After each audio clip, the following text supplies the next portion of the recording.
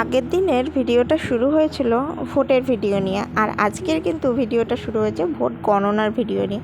তার কারণ আজকে ভোট গণনা আছে, আর আমার বর সকাল সকাল ঘুম থেকে উঠে টিভি খুলে বসে পড়েছে। ভাবছে কাজে যাওয়ার আগে যতটা পারবো টিভি দেখে নেব, কে কী মানে কতটা কী রেজাল্ট হলো না হলো সেগুলো দেখবে। তো যাই হোক, এখন কিন্তু ও মানে কাজে গেল না, ও গেল আমার মায়ের বাড়িতে। তার কারণ ভাইকে পড়তে দিয়ে আসতে হবে, তো মা ফোন করেছে, ওই কারণে ও গেছে এখন ভাইকে দেওয়ার জন্য। আর এখানে দেখো ভোট গণনা চলছে, নিউজ চলছে। আমি যদিও খুব একটা বুঝি না, ওই আমাকে যা টুকটাকও বলে দেয় আমি সেগুলোই বুঝি। ভোট নিয়ে আমার মানে পার্সোনালি কোনো খুব একটা ইন্টারেস্ট নেই। আমার ঋষি এখন কী করছে বলো তো? আমার ঋষি এখন পাখিদের জন্য বিস্কিট নিয়ে গেছে, কিন্তু ও তো বোঝে না, ওভাবে হয়তো বিস্কিটগুলো হয়তো পাখিরা ওর হাত থেকেই নিয়ে খাবে, কিন্তু পাখিরাও আসে না, আর ও পাখিদের পেছন পেছন ঘুরে ঘুরে বেড়ায় বিস্কিটগুলো দেওয়ার জন্য। লাস্টে তোমাদের দাদাভাই বলছে যে বিস্কিটগুলো এই যে ওখানে রেখে দিয়ে চলে এসো, তো সেই কারণে দেখো বিস্কিটগুলো ওখানে বসিয়ে দিল। আর এখানে কী সব বলছে, আমি যদিও ঘরে ছিলাম, এই ভিডিও ক্লিপটা তোমাদের দাদাভাই নিয়েছে, হয়তো বলছে আসার কথা বা কিছু সেরকমই বলেছে। আর হ্যাঁ, একটা কথা বলে দিই, আমার বর কিন্তু আমার ভাইকে পড়ার ওখানে দিয়ে চলে এসছে। তো এখন অনেক বলা করার পরে, সাধ্য সাধনা করার পরে আমার ছেলেকে ঘরে নিয়ে এসেছি। আমাদের যে প্যাকেটগুলো করা হয় মানে ছোলা বাদাম এই প্যাকেটগুলো, তো ওই প্যাকেটগুলো করার আগে না এগুলো একটু ঝেড়ে নিতে হয়। যেরকম ছোলার ওই শুকনো শুকনো খোসাগুলো ঝেড়ে ঝেড়ে নিতে হয়। তো এগুলো সকালবেলায় ঝাড় দিয়ে বাইরে ফেলেছে তোমাদের দাদাভাই। এরকমই কিন্তু সুন্দর করে ঝাড় দিয়ে একটা সাইড করে রেখে দিয়েছিল, কিন্তু সেটা কি আর হওয়ার, পাখিরা এসে বারবার টেনে টেনে চারিদিকটা নোংরা করে। তো সেই কারণে ওকে আমি বললাম যে এগুলো একটু ফেলে দাও, তো তাই জন্য আর কি ঝাড়টা দিয়ে ওগুলো এক জায়গায় করে নিয়েছে। আর হাত দিয়ে ফেলবে না বাবু। হাত দিয়ে ফেলবে না বলতে আমি কিন্তু বোঝাতে চেয়েছি যে খালি হাতে ফেলবে না, হাতের মধ্যে প্লাস্টিক দিয়ে তারপরে ফেলছে, পাছে হাতে যদি নোংরা টোংরা লেগে যায়, তো সেই কারণে হাতে প্লাস্টিক পরে তারপরে মানে নোংরাগুলো ফেললো। তো তারপরে কাজে যাওয়ার টাইম হয়ে গেছে বলে এই যে আমার কাছে এসে যেটা রোজকারের ও রুটিন সেটা দিয়ে তারপর এখন যাচ্ছে কাজের উদ্দেশ্যে। তো যাই হোক, এই যে দেখো এখন কাজে চলে যাচ্ছে। তো এখনকার মতো চলে যাচ্ছে, আবার কখন দেখা হবে সেই সারাদিনের পর, সেই বিকাল 5টায় দেখা হবে, কিংবা হয়তো দুপুরবেলাও খেতেও আসতে পারে, কোনো ঠিক ঠিকানা নেই। কিন্তু বিশ্বাস করো এইটুকু টাইমটা আমি ওকে ভীষণ মিস করি, ভীষণ মিস করি। প্রত্যেকটা সময় যাই করি না কেন আমার ওর কথা খুব মনে পড়ে। এই হয়তো এখন এই করছে, ওই হয়তো এখন ওই করছে, সেই কারণে ফোন করলে বারবার বলি একটুখানি কথা বলো আমার সঙ্গে, কি কথা বলতে ভালো লাগে না? কিন্তু আমি বলি আমার মতো ওরকেও তোর কাজটা ঠিক মতো করতে হবে না, সেই কারণে ও ঠিকঠাক করে কথা বলতে পারে না। যদিও ভাড়ার কাজ করে, তো তো সেই কারণে মাঝে মধ্যে অসুবিধা হয়, তো সেই কারণে রেখে দিতে হয়। কিন্তু আমার যে মনটা মানে না, তবুও আমি ওকে বিভিন্ন রকম কথা বলে এটা সেটা বলে একটু লেট করানোর চেষ্টা করি, আর একটু বেশি আর কি, যদিও আমার সাথে কথা বলে। তো যাই হোক, এখন তো বেরিয়ে গেছে, আর আমি শুরু করেছি আমার রোজকারের সাংসারিক কাজ।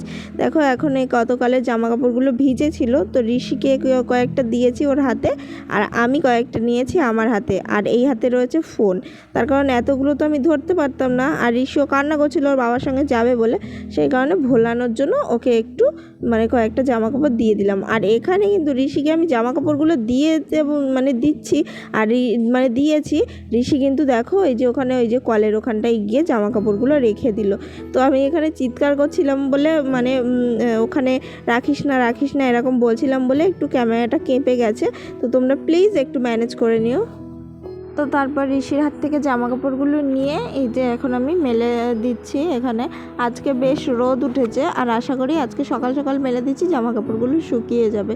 প্রত্যেক দিন সকালবেলা মেঘটা এমন করে আসে জানো না, মনে হয় যেন এক্ষুনি বৃষ্টি নামলো, কিন্তু পরে এমন করে আসে না, মনটা পুরো ভেঙে দেয়, পুরো চারিদিকে রোদ ঝলমল করে, তখন কিন্তু মনটা ভীষণ খারাপ হয়ে যায়। এই পরিবেশটাও এমন একটা জিনিস, এমন মানে প্রভাব তৈরি করে চারিদিকে, যে কখনো রোদ দেখলে আমাদের খুশি হয়, আবার কখনো রোদ দেখলে মনটা খারাপ হয়ে যায়। যাই হোক, এখানে একে একে আমি সব জামাকাপড়গুলো মেলে দিচ্ছি। আর এখানে আমার বোন না জামাকাপড় প্রচণ্ড নোংরা করে জানো না। ওকে কতবার বলি যে একটা জামাকাপড় একদিন পরে হচ্ছে আমাকে দিয়ে দেবে, আমি কেচে দেবো, কিন্তু ও না, ও কিছুতেই সেটা করে না। ও 2 দিন 3 দিন পরবে, তারপরে জামাকাপড়গুলো আমাকে দেবে, ভাবে হয়তো আমার কাচতে কষ্ট হবে সেই কারণে। কিন্তু এটা বোঝে না যে নোংরা করলে সেগুলো তুলতে আরও আমার বেশি কষ্ট হবে, সেগুলো কাচার সময় আমার আরও বেশি কষ্ট হবে। তো যাই হোক, এখানে দেখো জামাকাপড় মেলা হয়ে গেছে, তো এবার চলো ঘরের দিকে যাই। ঘরে যেতে যেতে হঠাৎ এই ফুলগুলো চোখে পড়লো, ভাবলাম তোমাদেরকেও একটু দেখিয়ে দিই। দেখো কত সুন্দর ফুটে আছে। এই কিছুক্ষণ পর এমন রোদ দেবে যে ফুলগুলো পুরো নেতিয়ে পড়বে, তখন মনে হয় যেন ঠাকুরের কাছেও আর দেওয়ার মতো না, এমন অবস্থা হয়ে যায় ফুলগুলো। যেমন রৌদ্রের মধ্যে মানুষগুলো শুকিয়ে যাচ্ছে, প্রচুর কষ্ট পাচ্ছে, সেরকম এই গাছপাতা ফুল ফল এগুলোও কিন্তু প্রচুর কষ্ট পাচ্ছে। কিন্তু আমাদের নিজেদের যত্ন নেওয়ার জন্য আমরা আছি, কিন্তু এরা তো আর নিজেদেরকে যত্ন নিতে পারে না। সেই কারণে সবাইকে বলি যে একটু বেশি করে গাছপালার যত্ন নাও, একটু বেশি করে গাছপালা লাগাও, তাহলে দেখবে নিজেদের সাথে সাথে পরিবেশটাও অনেক সবুজ সতেজ, অনেক শান্তিময় হয়ে উঠেছে। আর আমি কিন্তু গাছপালা প্রচুর ভালোবাসি। আমার মতো তোমরা কে কে গাছপালা ভালোবাসো সেটা কিন্তু কমেন্টে আমাকে অবশ্যই জানিও।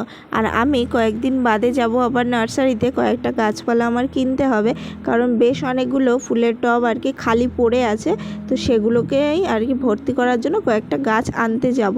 কিন্তু এত গরমে আর আনতে পারছি না, একটু গরমটা কমুক তারপরে আনতে যাব, নাহলে শুধু শুধু হয়তো আমি গাছগুলোকে বাঁচাতেই পারবো না, সেগুলো হয়তো মারা যাবে। তো সেই কারণে এখন যাব না, এই সপ্তাহখানিক মতো যাক, তারপর গাছগুলো আনতে যাব।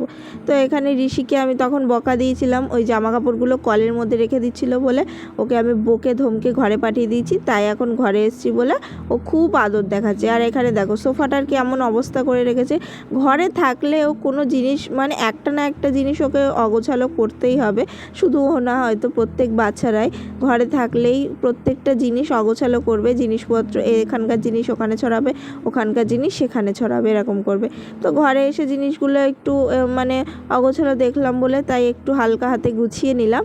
আর এখানে দেখো ঋষি কেমন মনটা একটু মরা করে মানে বসে আছে, মনটা খারাপ করে।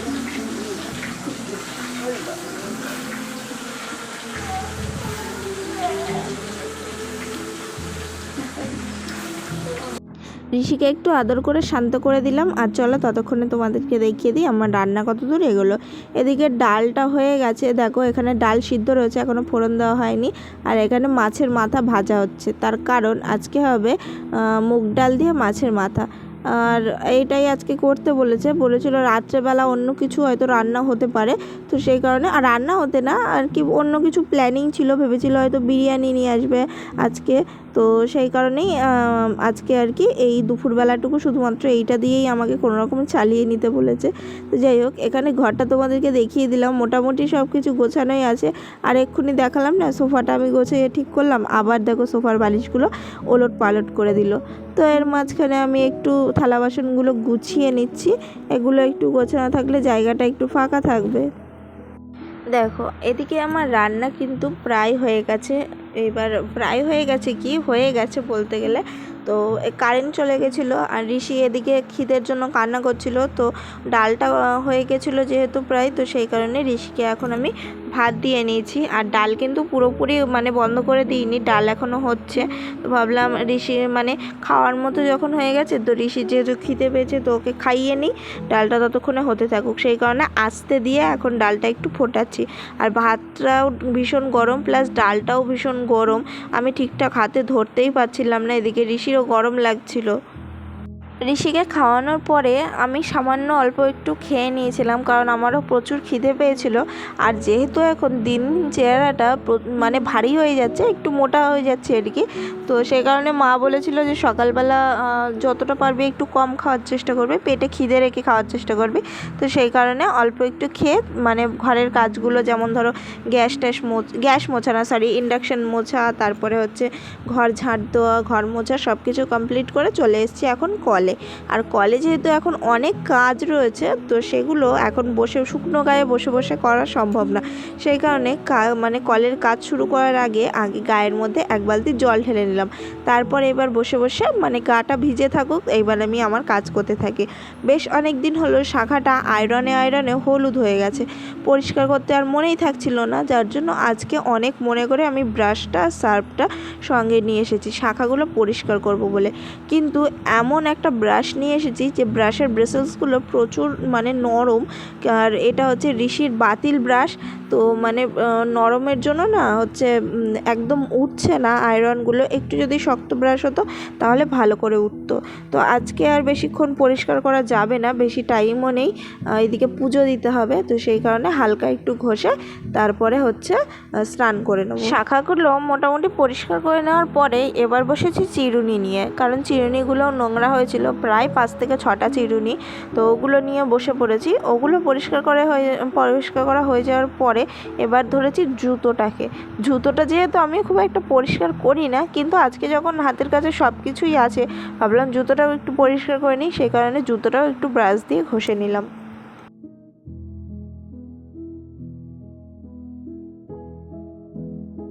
স্নান টান করার পরে ঋষিকেও স্নান করিয়ে নিয়েছি, আর একেবারে ঠাকুরের থালা বাসনগুলোও মেজে নিয়েছি। তো ঋষিকে ঘরে পাঠিয়ে দিয়েছি, এবার আমি বাসনগুলো নিয়ে চললাম ঘরে। আজকে কিন্তু আমি একদমই ফুল পাইনি, একদমই বলতে একদমই ফুল পাইনি। তো সেই কারণে আমাকে এভাবেই পুজো দিতে হলো। কেউ যেন কোনো খারাপ কমেন্ট করো না, ফুল না পেলে আমার কিছু করার নেই, বিশ্বাস করো। কিন্তু ঠাকুরকে তো আর না খাইয়ে রাখতে পারি না, তো সেই কারণে ফুল ছাড়াই পুজো দিলাম। তো যাই হোক, পুজো দিয়ে উঠেছি, দেখলাম তোমাদের দাদাভাই এসে গেছে। তো চলো এবার খাওয়া দাওয়াটা শেষ করে নিই। সন্ধ্যাবেলা চলে এসেছি আমার শ্বশুরবাড়িতে, কারণ আমার শ্বশুরমশাই এতদিন বাড়ি ছিল না, ছিল হচ্ছে উত্তরপ্রদেশে মানে ইউপিতে। তো ওনার দেশের বাড়ি ওখানে। মানে তোমাদেরকে আমি আগের ভিডিও যারা দেখেছো তারা জানবে যে আমিও গেছিলাম ইউপি, মানে ভিডিও শেয়ার করেছি। তো যাই হোক, ওখানে গেছিলেন, ওখানে একটা বিয়ে পারপাসে উনি গেছিলেন। তো বাড়িতে এসছে, তো একজন এসছে আর কি বাবার সঙ্গে, ওখানকার একজন এসছে। তো এখানে একটু দেখা করতে এসেছিলাম তার সঙ্গে। তো এখানে তোমার দাদাভাই হচ্ছে খাবার নিয়ে এসছে, সন্ধ্যাবেলার টিফিন আর কি, এনেছে চাউমিন। তো তাছাড়া আমার সন্ধ্যাবেলা খুব খিদে পেয়েছিল, তো সেই কারণে এনেছে। তো একটু খাওয়া দাওয়া শেষ করে নিলাম, তারপরে গেছিলাম একটু রাস্তা হাঁটতে। তো তারপর রাস্তা হেঁটে এসে একটু গল্প করে টোরে এখন এসেছি রান্নার এদিকে, কারণ ও হচ্ছে রুটি খাবে প্লাস ভাতও খাবে, আর আমার শ্বশুরমশাই হচ্ছে রুটি খাবে, আর এদিকে তরকারিও করতে হবে। তো সেই কারণে এখন চলে এসেছি রান্নার ওদিকে। দিভাই এদিকে ঝিঙেটা কেটে দিচ্ছিল। তো কেটে দেওয়ার পরে আমি এখানে ঝিঙে আলুর তরকারিটা বসিয়ে দিয়েছি, আর দিভাই এদিকে আটা মাখাচ্ছে রুটি করার জন্য। এদিকে ছিল না পোস্ত, তো তোমার দাদাভাইকে আবার একটু পাঠিয়েছিলাম পোস্ত আনার জন্য। আমি এদিকে দিভাইয়ের সাথে গল্প করছিলাম আর কাজ করছিলাম, আর এদিকে তোমার দাদাভাই ভিডিও করে দিচ্ছিল আর কি। আর কয়েকদিন আগে কিন্তু দিভাইয়ের সঙ্গে আমার একটু ছোট্ট আর কি একটু রাগ হয়েছিল, যার জন্য আমি দিভাইয়ের সাথে একটু কথা বলা বন্ধ ছিল। এখন আবার কিন্তু সব কিছু ঠিকঠাক হয়ে গেছে। রুটি ভাত তরকারি সব কিছু হয়ে যাওয়ার পরে এখানে আমরা দুই যা মিলে লেগে গেছি পরিবেশন করাতে।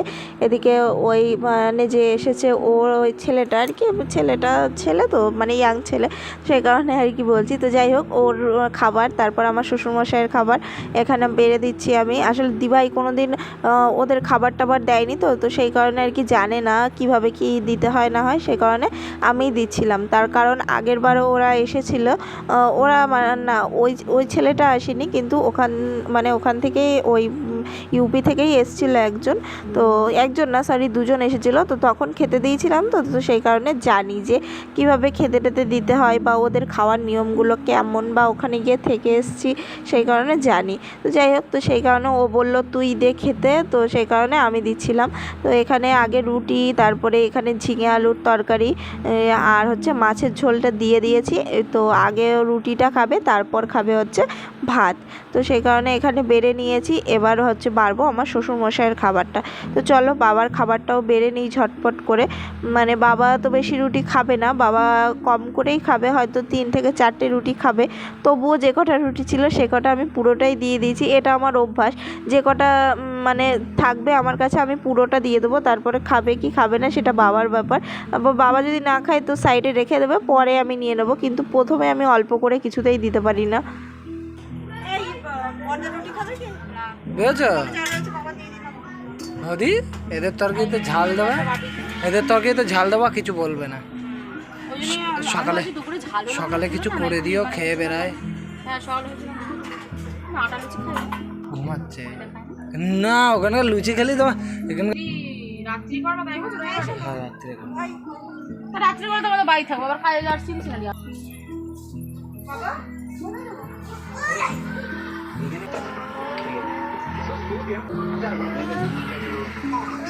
খাবার টাবার রেডি করার পরে এখানে এসে আর কি বাবাকে আর ওই যে বসে আছে ওই হচ্ছে আমাদের নতুন গেস্ট, তো ওদেরকে খেতে দিয়ে দিয়েছি। খাওয়া দাওয়ার পরে হচ্ছে দিভাই একটু বলছিল যে এটা হচ্ছে আমার মেজো ভাসুরের আর কি ঘর, মেজো ভাসুর মেজো জায়ের ঘর। তো দিভাই একটু বলছিল যে ওর বেডশিটটা একটু চেঞ্জ করে দিতে। তো আগে বলছিল যে চেঞ্জ করে দেওয়ার কথা, কিন্তু ও ভুলে গেছিলো চেঞ্জ করতে। তো আমি যেহেতু বাড়ি যাচ্ছিলাম, তো আমি বললাম যদি চেঞ্জ করা হয় তো দে, তোরা তো খেতে বসছিস। তো আমি বললাম দে, তাহলে আমি একেবারে চেঞ্জ করে দিয়ে যাচ্ছি, তোরা ততক্ষণে খেয়ে নে। তো সেই কারণে ওরা মানে দিভাই আর বড়দা ওখানে খেতে বসেছে, আর আমি এখানে বেডশিটটা চেঞ্জ করে দিচ্ছিলাম। আর হচ্ছে বাবা আছে সাইডে আর কি। তো যাই হোক, তো এখানে চলো ঝটপট বেডশিটটা একটু চেঞ্জ করে নিই, কারণ ও আবার ঘুমাবে। তো চলো।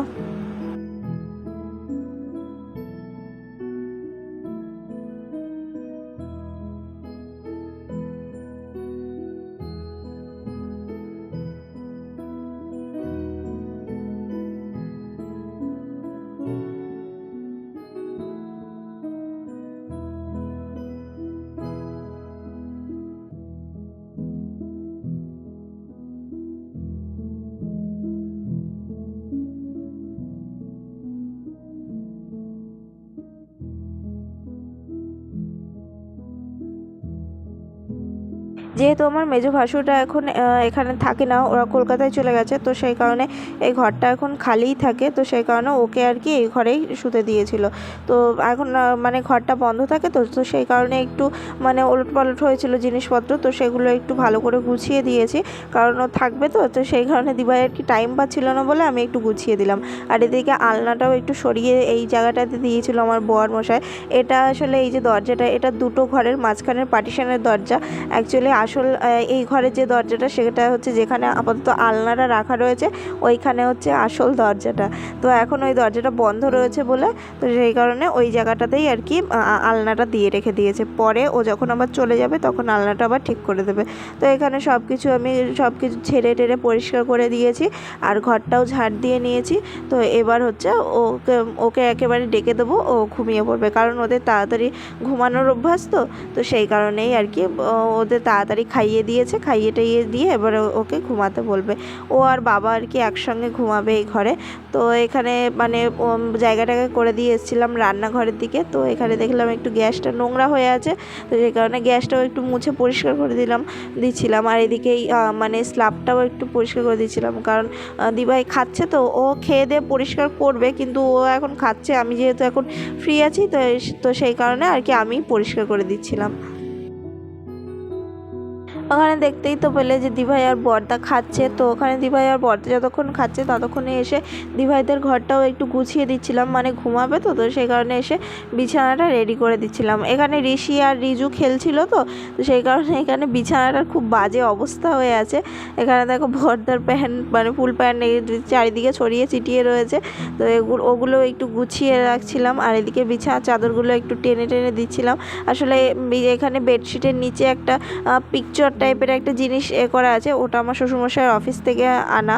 মানে তোমরা কে কে জানো জানি না, কিন্তু ওটা অ্যাকচুয়ালি কি বলে আমি জানি না, সবাই এখানে বলে পিকচট। সেই কারণে আমিও বললাম আর কি। ওটা খুব শক্ত, মানে ছোটোবেলায় বাচ্চারা টয়লেট করে দিলে আমরা যেমন প্লাস্টিক পাতি না, তো ওটা আর কি খুব মোটা জাতীয় জিনিস আর কি, আর খুব ঠান্ডা থাকে। তো সেই কারণে ওই বিছানার তলায় ওটা পাতা রয়েছে। তো যদিও রিজু বিছানায় টয়লেট করে না, তবুও দিভাই পেতে রেখে দিয়েছে। যাই হোক, তো মানে ওই কারণে বিছানাটা আর কি খুব বিছানার চাদরগুলো গুটিয়ে যায়। তো এইদিকে আমি হচ্ছে ওদের ইয়েগুলো বিছানা একটু ঠিক করে দিচ্ছিলাম। দিয়ে টিয়ে দেওয়ার পরে দেখো এখন আমরা বাড়ি যাওয়ার জন্য রেডি হচ্ছি। এখানে তোমার দাদাভাই হচ্ছে বাইক স্টার্ট দিচ্ছে, আর এখানে বাবা রিজুকে না ঋষিকে বসিয়ে দিল।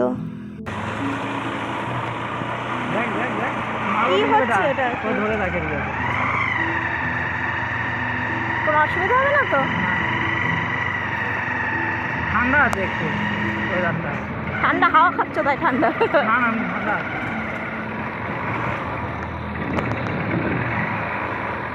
ছেড়ে দাও বাবা, বাবার হাত ধরো, গাড়ি চালাতে অসুবিধা হবে বাবা, বাবার হাত ধরো বাবা।